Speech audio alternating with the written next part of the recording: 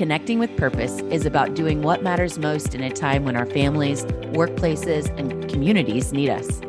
This show from Purpose Views presents honest conversations about what's possible when we invest in helping our people be their best, purposeful selves. You'll hear the challenges of making those investments and tips for reaping their rewards. This show is designed to help people-first leaders like you create the impact you seek.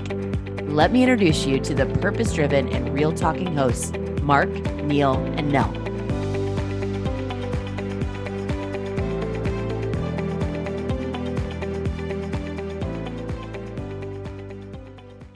Right, well, welcome everybody to another episode of Connecting with Purpose as we're rounding out season 2 here in early 2024. And it's awesome. I've got Scott Lewis here, as co-founder and CEO of Spartan Investment Group. They're on a mission to improve lives through real estate, which I'm looking to dig into. Prior to Spartan, Scott was with a number of different companies in sales for biotech, strategic project management, did work with the federal government at the GS-15 level, and also importantly was on active duty with the US Army and is a Iraqi Freedom combat vet. So Scott, thank you for your service. Appreciate that. I'd love to dive into that a little bit and see what maybe takeaways you've taken from that into your leadership in the corporate world, but also equally excited to learn a little bit more about the mission to improve people's lives through real estate. So welcome to Connecting with Purpose.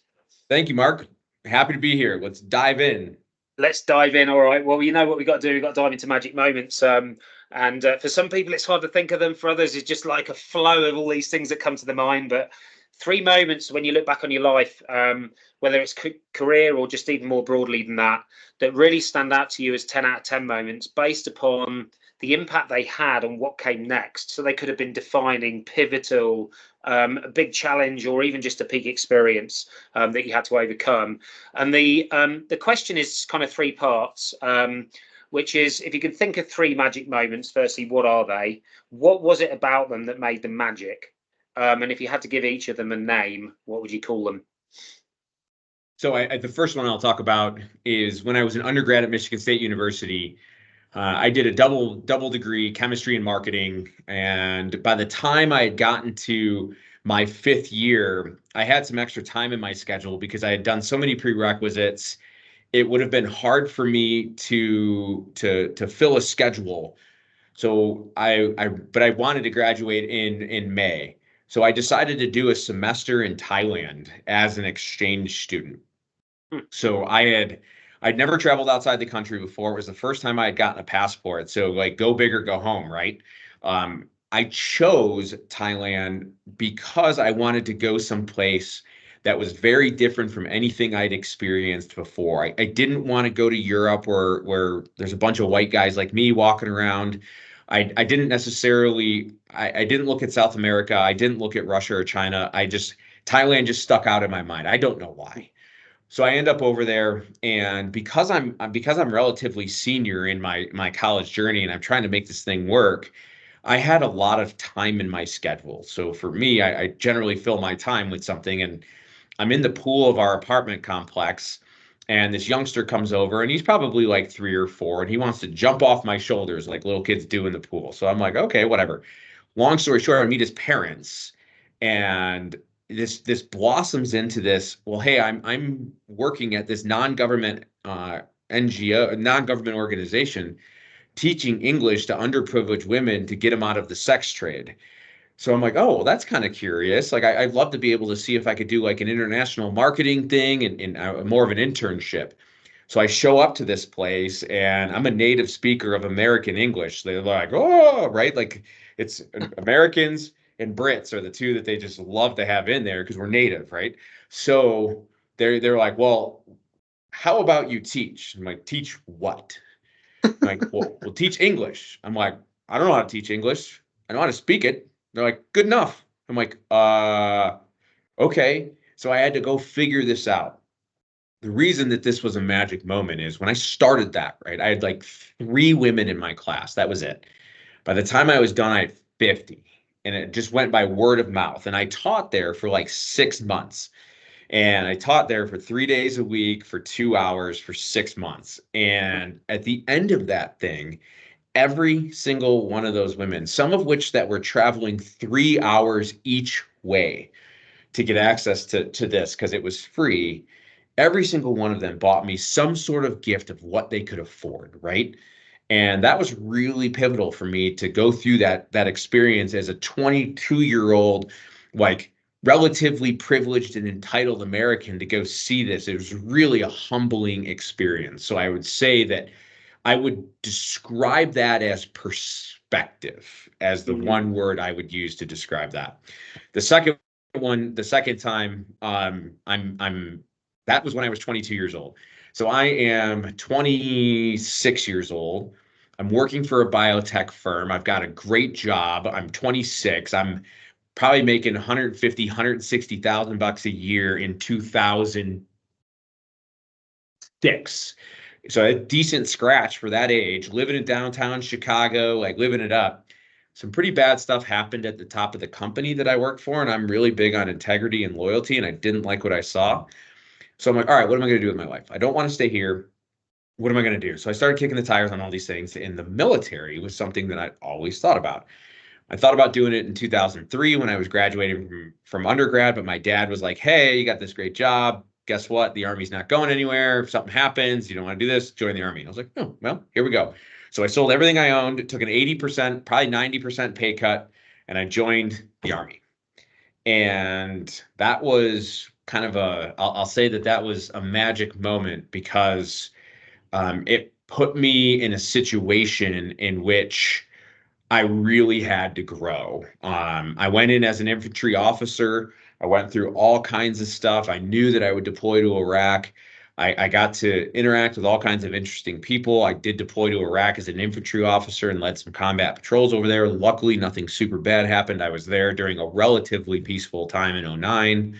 But that was probably, if I had to define that, I would say I would call that growth, because I really had to grow up as a person. I had to grow up as a leader. I added a lot of skill sets.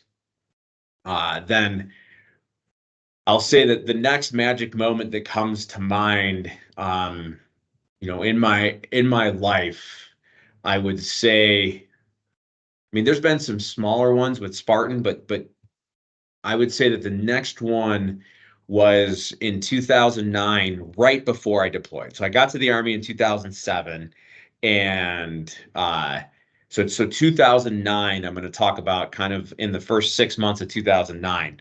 So I was deploying to Iraq. So that the moment there is coming back from the Dominican Republic with my girlfriend at the time, Lindsay, who would become my wife, but coming back and like knowing that the next day I'm walking down the jetway at Reagan National to fly back to Texas to be in Iraq 24 hours later.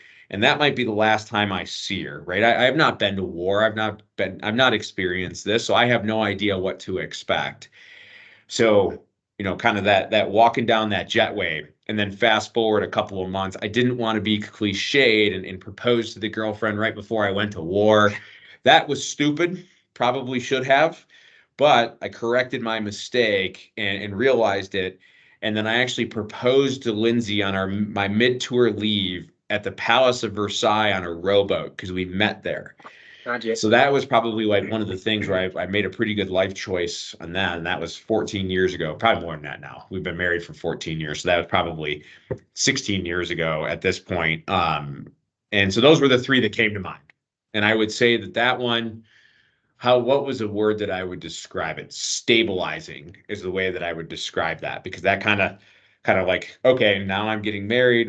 We've chosen not to have children. So we've kind of had like, all right, here's kind of the plan that we want. Here's what we're going to do. And it was just kind of like getting out of my reckless youth bachelor phase and then into stability to where I could come out of the military and go into government and then start building Spartan and then kind of get to where I am today. Brilliant. Love it. And that's exactly why we do Magic Moments and don't just say, hey, tell us about your career, because it just brings up these amazing things. And we've got perspective, growth and stability, or stabilizing, as three kind of highlights. So as those, if you think about just those three words, how do you think you brought those forward? How do they show up for you now, kind of day to day in life? And how do they help you be successful? Perspective, growth and stabilization. I think one of the key things for any chief officer, whether you're the chief executive, a chief financial officer, whatever, is the ability to have range. A big part of any chief executive's job is solving problems and almost seeing those problems before they happen, and then those solutions to the problem, helping your team craft ideas that are unique or not standard, right? That's how you generate a very profitable business, is if you solve problems in a unique way. People write you a check more than the other guy, right? So I think for me, when you look at some of the stuff I've done in my life, I've taught like English to underprivileged women in Thailand. I've gone and I fought in a war. I've been active duty. I've worked for the federal government. I've done a lot of stuff. I would say that I'm relatively broad in the range of experience that I have. People have told me that I have lived a really full life. People have said that to me before. And I think that helps me bring in a pretty broad perspective, especially, around the world. I got a really unique experience when I was deployed to Iraq, that it just wasn't all fighting. I got an opportunity to engage with the everyday Iraqis on the street. A lot of us did. And one of the things that it taught me is, man, people are people. The everyday Iraqi, at least in 2009, didn't give a shit about the mission with Al Qaeda. They didn't care. All they wanted was the first three levels of Maslow's hierarchy of needs. At the end of the day, they wanted a safe place to raise a family. That was it. And they were as religious as we were. You go down to the south and you go to some places in Iraq, and of course the words are a little bit different and the religion is different, but the ideology is the same, man. It really is, and that gave me a really cool, interesting perspective that people are people. That's it. Just live and let live. And I guess if we paid attention more of what's going on in our lives and just didn't give a shit what the neighbor was doing, we'd probably be a lot better off. Yeah, love it. It's funny. I was actually just listening to a podcast earlier, one of the Adam Grant ones, and one of the things they were talking about was, especially at the senior level, how generalization and diversity of career experience aligns more to organizational performance than specialization, and that obviously getting the best out of the specialists is the great way to fill in some gaps. Yes. But having the understanding of the whole and a broader perspective enables you to maybe anticipate things better or differently, see around the corner, connect the dots, and then lean into the folks that need to get the things done with some clarity and kind of direction. So that's really clear on perspective. How do you continue to grow? So I would put myself in the top 1% of all readers on the planet. Between audiobooks and hardcover, I read 64 books last year. Nice. And I have them written down. So it's not like I'm just making it up. I digest material incredibly fast, and I really try to challenge myself with different materials. So at any one time, I'm reading or listening to three different things. I'm not really a podcaster guy. It's not my thing. But I'll usually read like hardcover read on a Kindle. Any business books that where I would be taking notes and to do outs and generating questions for my team. I listen to self-help, psychology, team development, and biographies and autobiographies in the car, because I don't really care if I miss some stuff. It's like if I don't remember every single thing on George Washington, things aren't going like it's fine. And then I read some like nonsense fiction before bed to put myself to sleep. So I would say that, like, I would bet if you were to ask 10 people kind of a thing that defines me, I bet you 6 or 7 of them would say how much I read. Wow, that's incredible. I've got one to throw out at you just in case you haven't read it, only because you said the number 64, which is 64 Shots, which is 64 Shots. It's by Kevin Roberts. who I know well, and he was the worldwide CEO of Saatchi & Saatchi for a number of years. He's got a number of books, largely in the kind of purpose and marketing related space. But 64 Shots is all about 64 leadership lessons. So it's a good reference book. Each chapter's got 4 shots. So you can kind of go through and just like read them, super punchy, and refer back to stuff as it resonates. So it's not like a story, it's not like an overall narrative, it's just insights of things he's learned in leadership. So I'll round you out, maybe get you 65 this next year. Nice. I just wrote it down, so if I write it down, it's done. Awesome. All right. Well, I'll be interested in your thoughts on it, and also I'll get some book recommendation. In fact, why don't we do that now? Let's just talk about in the business space, for a leader of a small but growing business, what would you think are the top 3 books that you've gotten the most out of, that you've been able to apply to Spartan? So Great Game of Business, I think, is one. It's really a good mindset of creating financial literacy inside of your company, as long as you're willing to be very transparent and share corporate financials with the team. There's leveraging the GGOB infrastructure as it is, as Jack Stack talks about, is a great way to empower your team and to make them feel really bought in and trusted. I would say 4 discipline of execution, of really kind of looking at leading and lagging indicators as a tie-in. And then I would say potentially Measure What Matters, which is the objective and key results infrastructure. So if you look at these 3 books together, you create the financial awareness inside the business so that people have a shared consciousness of the ecosystem in which drives business, which is the cash flow and money throughout the business. The 4DX talks about leading and lagging indicators, so people always know if they're winning or losing. GGOB talks about that a little bit, but I think 4DX moves away from just financials. And then I would say OKR is a way to measure organizational performance from the top all the way down to the very bottom. And there's a system out there that we've begun using called LeapSum that allows you to nest all the way from the strategic level, objectives and key results, all the way down to an individual's work on a week-by-week basis to just manage that infrastructure. And then I'll say, from a philosophical perspective, No Rules by Netflix is heavily influences what we do, and Dalio's principles are probably if I look at the quantitative and the qualitative two sides of it, those are probably the 5 books that I think could be really helpful for anybody building a business. Brilliant. Above and Beyond, and Dalio's principles, but you can use as a kettlebell. Yep. Because it's like that big and heavy. Yeah. That's it. And if you're carrying it and somebody attacks you, you can throw that at them, and and it's going to. You're right. It is a tomb.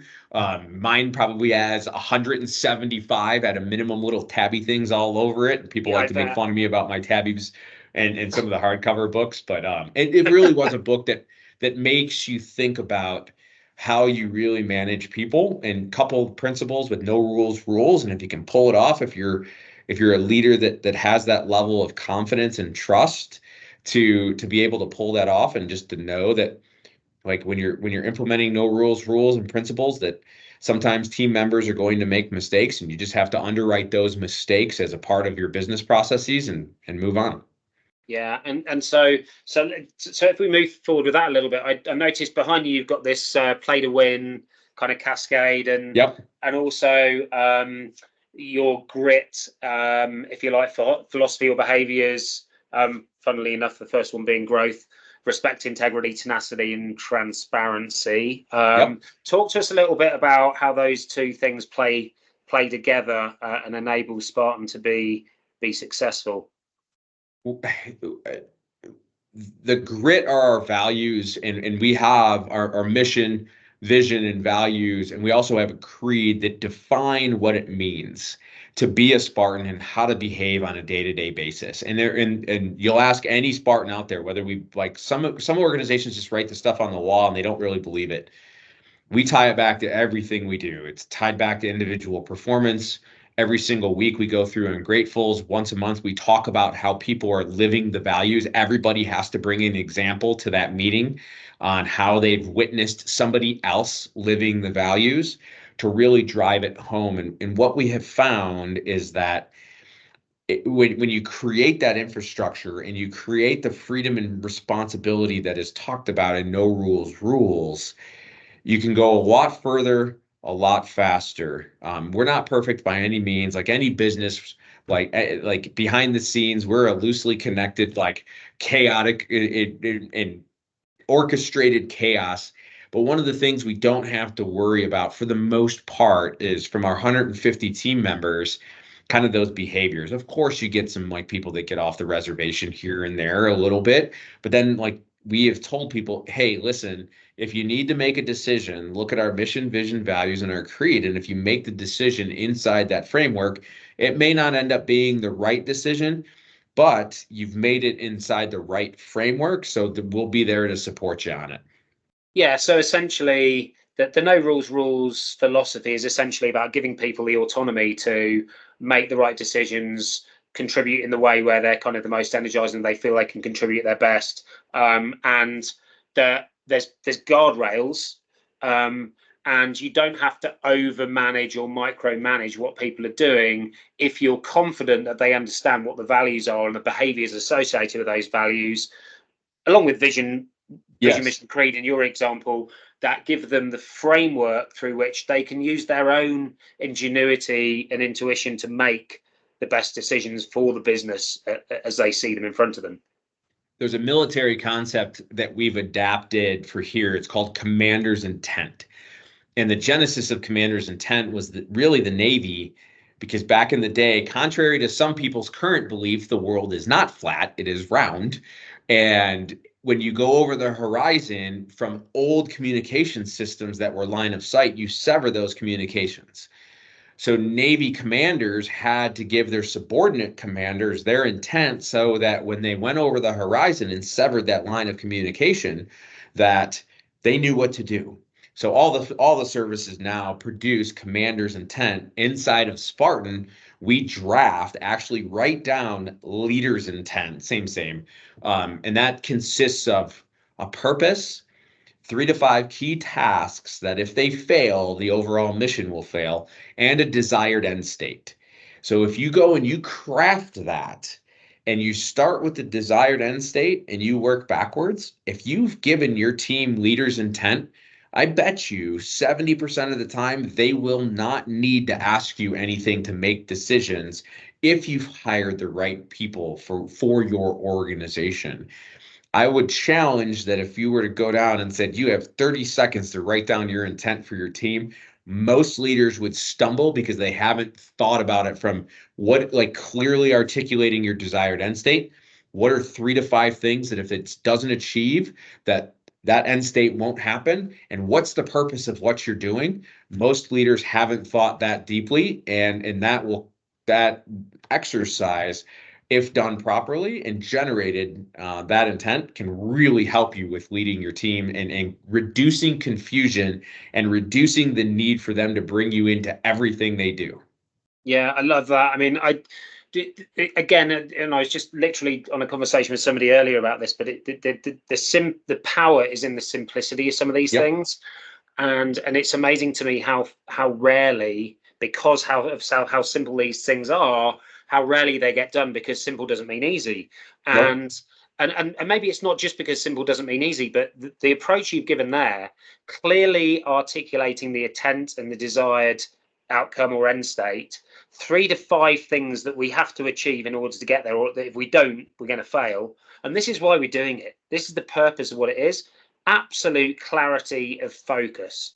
And that if somebody does have a question, it's going to be a good bloody question, because you've been really clear Oh, Yes. so it's actually then they should feel safe to ask the question because they're very clear on what they're trying to achieve. They just need to know how they could do it or what might be an obstacle they need to overcome that they want support with.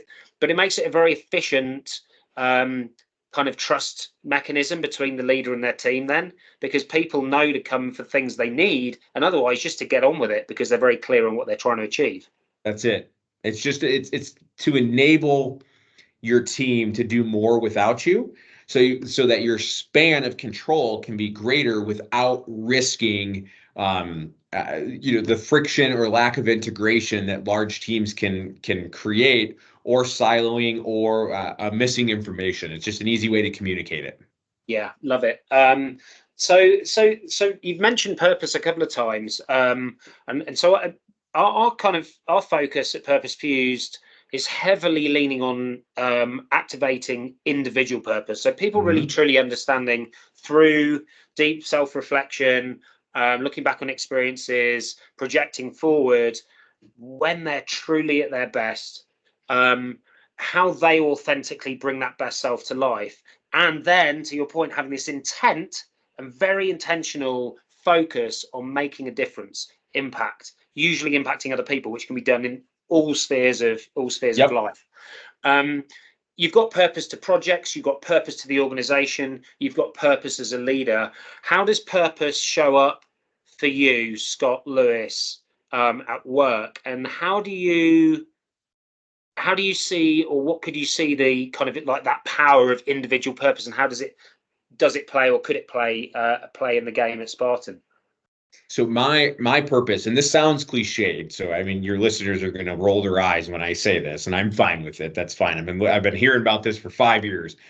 My true purpose is to build up those around me.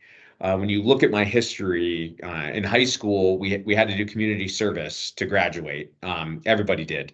And I did mine teaching younger kids how to play hockey because I was a pretty decent hockey player.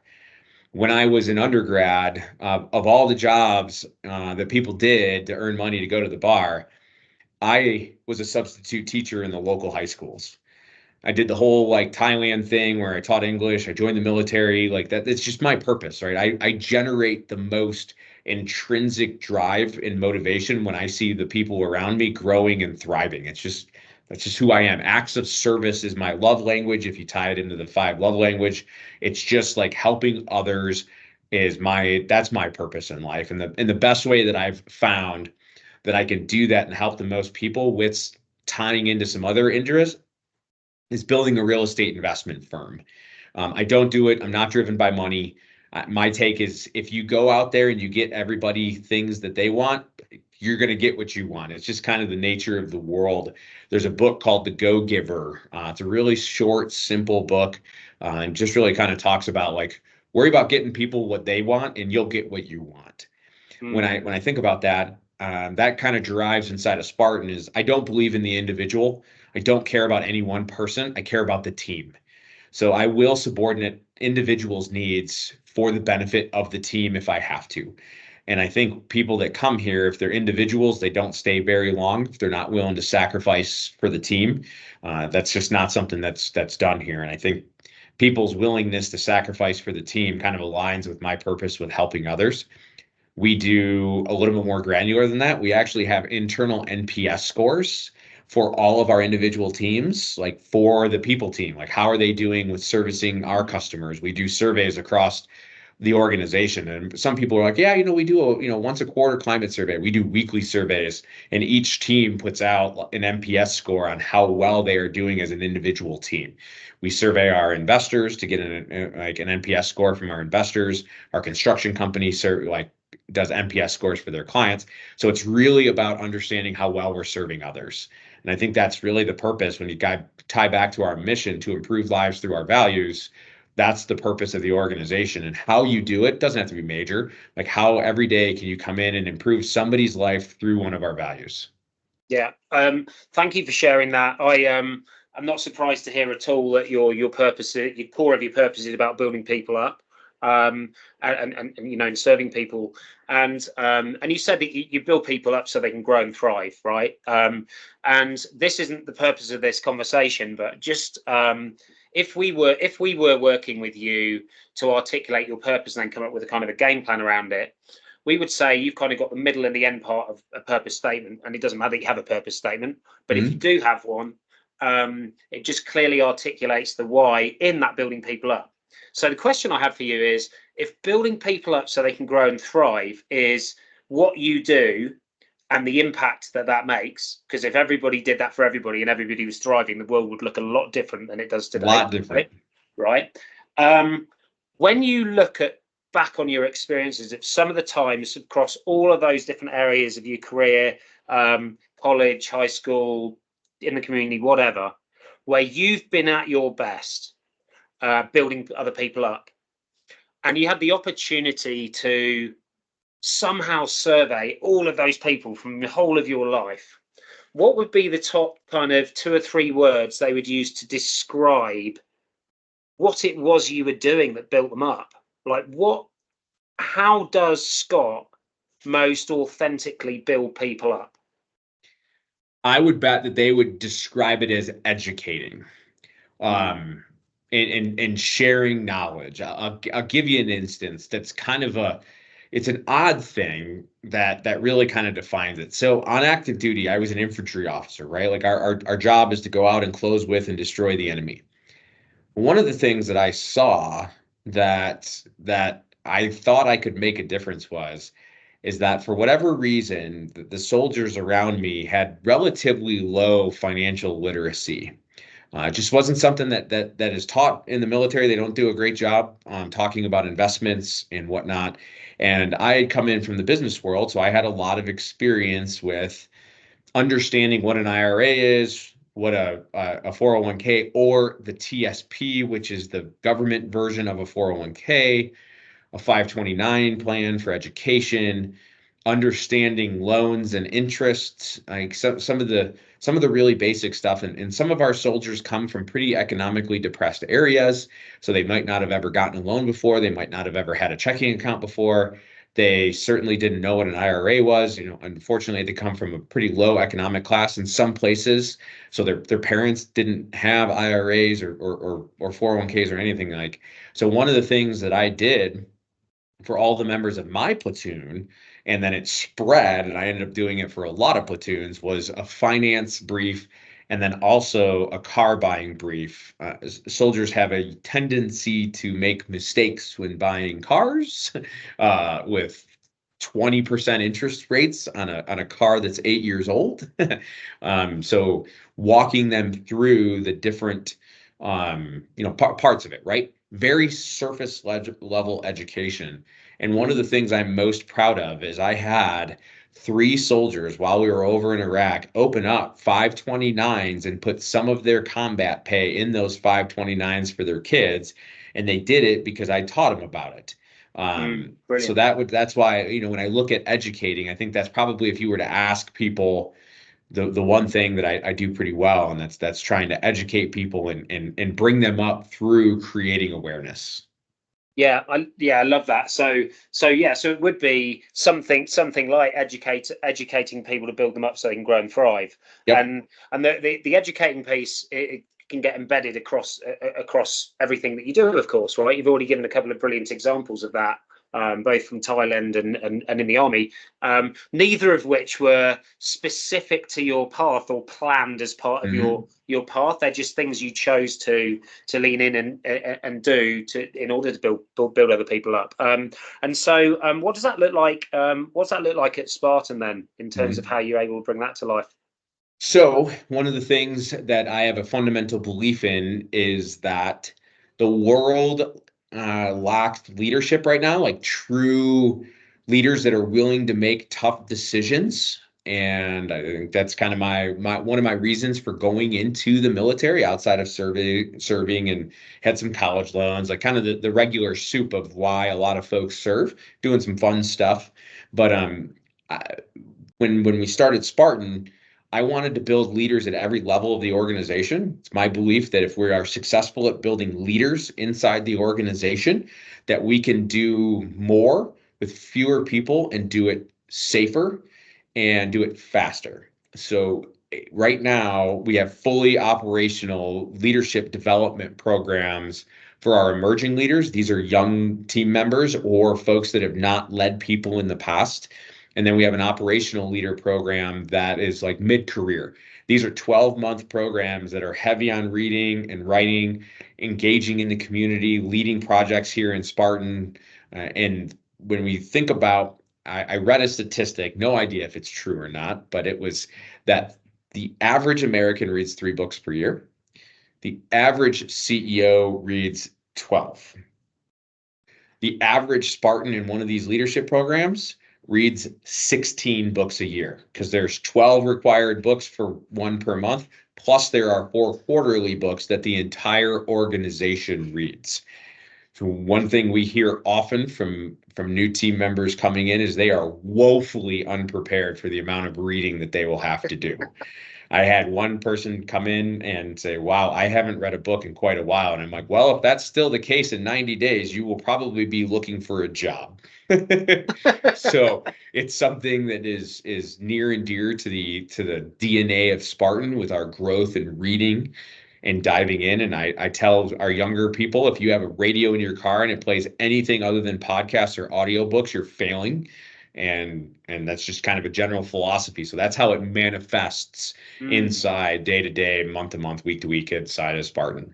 What a great example. I mean, I love, firstly, some of the practical examples you've given of how to lead and how to set the agenda to allow people to have that clarity to just sort of, and the autonomy to perform. But as one way of embracing education and building people up so they can grow and thrive individually and together, right? Mm-hmm. And then therefore as an organization, and for the stakeholders that you serve, 12 books a year plus 4 one a quarter, 16 books. Awesome. And it's timely for me, actually, just because I've got a 1-year-old and a 4-year-old, and I used to read a lot, and by a lot, not nowhere near to your level, but 12 to 16 books a year, maybe, right?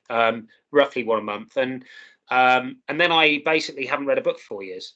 And so this year, every morning, my wife and I now tag each other out for 45 minutes, and she works out, and I read and write, and get my workout in later. But so I'm already a book and a half in, and I'm back on track for more than a book a year. And it just it's an absolute game changer. It's a game changer for mindset and for learning and growth and everything else. Because otherwise, if you're not learning and growing, you're kind of going backwards, right? And so I appreciate the tenacity of holding everyone accountable to that, and on the other side, the opportunities that creates.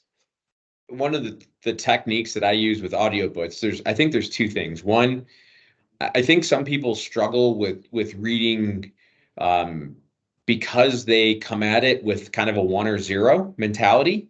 They have to be perfect. At the end of the day, it's not.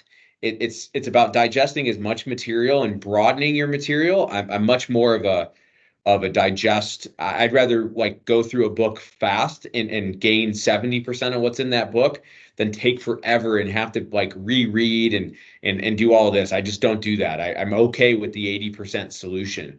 So with that, one of the things that I do is I listen to audiobooks on 1.9x. It takes some time to get up there. You can't just go from 1 to 1.9x. It sounds like gibberish, but I've been doing it so long that I can understand it. I can't get past 1.9. It starts to be too much gibberish. There's other folks that are like, I listen to it on 3. I can't do that. Some people will be able to, but I'm not able to. So I think 1.9x, and again, the way that I've structured my reading is that I think if I listen to an audiobook and I take away 4 or 5 things, but I do it on 1.9x versus like taking twice as long and coming away with 6 things, I would rather digest double the amount of material and walk away with 20% less than trying to be perfect at it. Yeah, no, it makes me, I'm chuckling a little bit because I just listened to a podcast with David Goggins, who you're probably familiar with. That's not his approach. Like, he reads every page multiple times, writes everything down until he almost memorizes it, because that's what he needs to do for for himself to be able to excel. And I'm more aligned with your approach, but I respect both. The simple fact of the matter is, in a 330-page book, there's 20 pages of really vital stuff and 310 pages of selling some shit at Barnes and Noble.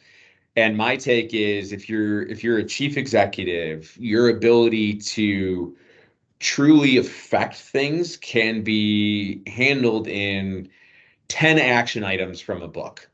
And my take, I would argue that you can get through a book pretty fast and generate 10 things and understand the concepts, like understanding the concepts from Measure What Matters. That's the OKR infrastructure, without necessarily diving deep into the details. And especially if you are a chief executive as a larger organization, I don't believe it's your job to be the expert in it, but it's your job to be aware of more things than anybody else. So the more material you digest and at least have a 50 to 60% awareness of, the more that you can say, hey, COO, I read this book on objectives and key results. Take this, learn more, and implement it inside the business. Then your COO, like, he or she can dive deep into that to understand how to implement it in the organization. Or, hey, I heard about this concept, in my case, Mrs. Executive Vice President of People, I need you to look at this and see how do we put together this inside of our business. So I think that's my theory of digesting as much material to the 70 or 80% level, so that I can delegate down to my team and they might be able to digest it to the 100% level, because their need for range is a little bit more narrow than, say, mine or any other chief executive. Yeah, I think in letters and riddles sometimes, but as you were saying all that, I'm thinking it's like digest more, disseminate, distill, and distribute. Right? There you go. Right. Yep. And like, the more you can digest, your job as a chief executive or any leader, in fact, is to be able to disseminate through that information and distill it down to its component parts. And that might be 3 principles or 3 pillars or 3 things we need to do, whatever it might be. And then distribute that information to the people that need it, so they can apply it practically. And that your ability of having digested all that information means that in a conversation or in a challenge or in an opportunity, you're able to tap into that knowledge and be like, and then, okay, so here's 2 or 3 things. Obviously, the more of that knowledge you have, the more you can educate others and build them up and have success. The other, you'll hear the argument, there's no way you are digesting that much information at 64 books a year. I hear that all the time. And they are correct. But what I am doing is I'm creating an awareness of a library of information such that I will remember enough of a potential concept so that I then can be like, oh, I heard that, or I read that, and then I know where to go to reference it. What I'm trying to do for myself is to create as broad a library of concepts and tools that I know where they are in the toolbox. So that's my general ideology. Is I have a pretty good memory, so I'm grateful for that. But I'm not trying to be this expert in going out and being like, oh, well, this is exactly what it said. It's, hey, I'm struggling with wanting to do this process, right? I'm like, so there's a book out there. It's called Chop Wood, Carry Water.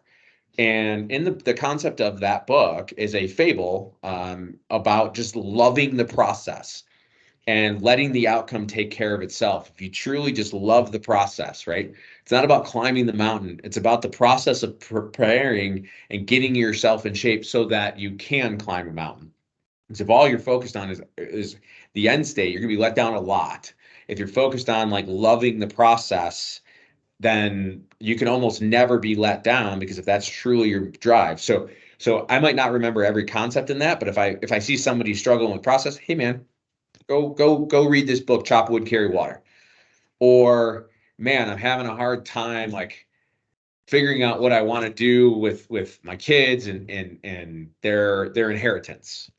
Okay, well, there's a book out there called Die with Zero. Gives you a thought process on how you want to live your life. Now, I can't quote a bunch of stuff from Die with Zero. It's one of my favorite books, but I know enough to point somebody in that direction. Go look for here, or hey, go look in this book for this concept here, and to point people. That's my ideology around my digesting of information. And I'm assuming it works two ways. And that one way is like pointing people to books, right? Because you've got this kind of like library of books in your head, right? But the other way is that when you read all these books, a lot of it's new insights and perspectives, but often they're new insights and perspectives that reinforce a best practice or something you already know. It's just a different way of looking at it. And I kind of like that. I like to simplify things down to their fundamental or kind of foundational parts and focus on those things. Now, here's a bunch of different ways to do it, but these are the 5 things that we have to get right. And I think that's the other benefit of this. So what I wanted to just morph into quickly, a couple of things before we close. One is just with that commitment to leadership development, and obviously all of the things that you do right that enable that to build people up in the teams and enable Spartan to make that impact that it wants to make. What's like one of the challenges you see that if you're able to overcome in really supporting those leaders, like a gap or a challenge, something that you see as an opportunity that you just haven't quite worked out how to fix it yet? I think that how to grow people's ability fast enough that it can keep pace with the growth that we do on kind of a day-to-day basis here. It's a very, very difficult challenge to get people to be able to grow that fast, because it does take a lot of work and a lot of reading, and sometimes we just can't get there. So I think it's one of those that plus then truly creating the ecosystem where people will take what they learn and go out and do it.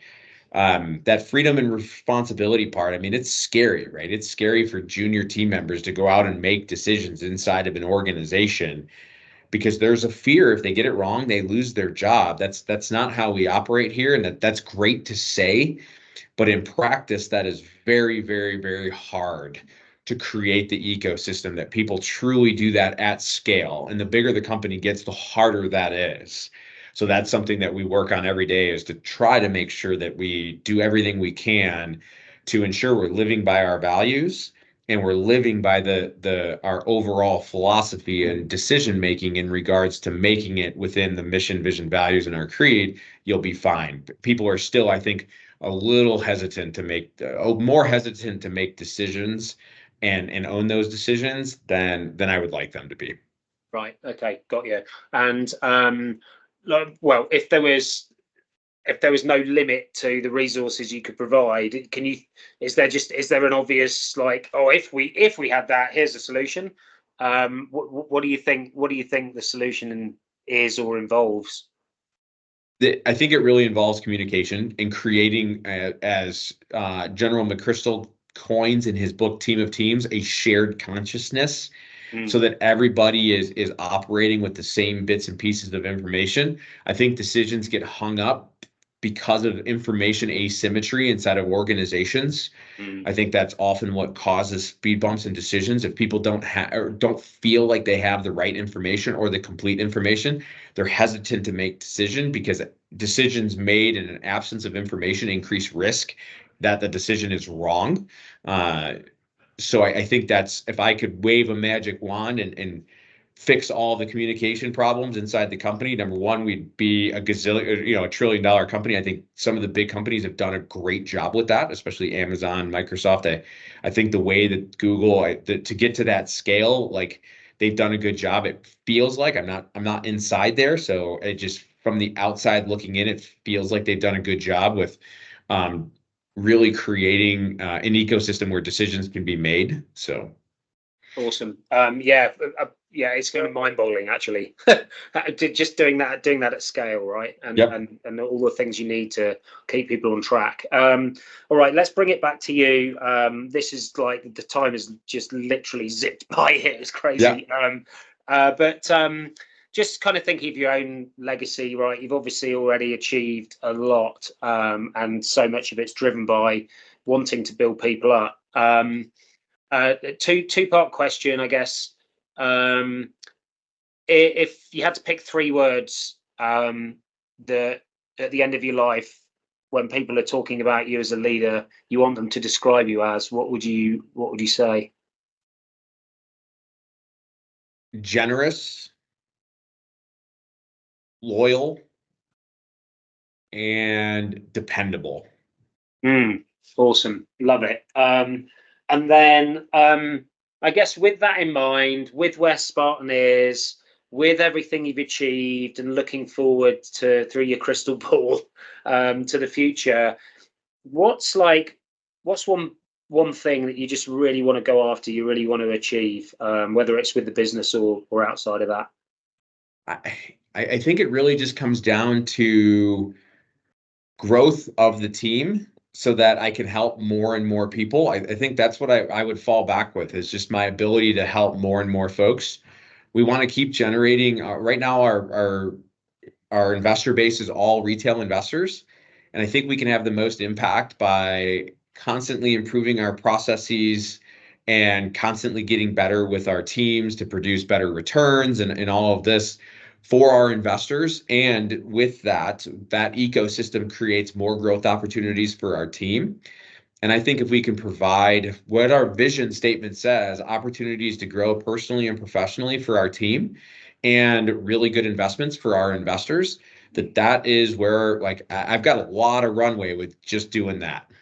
Yeah, I love it. And I just think that's a brilliant place to end, because to me, as somebody that's immersed in this world of kind of people, purpose and performance, it demystifies what purpose is and should be, which is, in your instance, your purpose, you're living through your business. The business is a vehicle to deliver your purpose, right? To educate and grow people so they can build and thrive, to provide opportunities for your stakeholders and investors so that they can thrive in their lives through you guys providing unique solutions that are value added, doing it better than everyone else because you're supporting your people to be better themselves. And that's just a way of activating your purpose. And I think if more people really truly understood why they were here and what the differences that they wanted to make and articulate that impact, it would make so much more of business more effective and more meaningful and more impactful for the rest of us. So I'd just like to appreciate you, recognize you for that, and thank you for having that approach and for sharing that in such a practical way with everyone here today on the Connecting with Purpose, Scott. So thank you so much for your time. Well, Mark, I appreciate the opportunity to be a guest, and hopefully it was helpful. It was. Thank you so much. We're energized about this journey and hope you choose to join us. Click the subscribe button now so you don't miss out on all the actionable wisdom to come.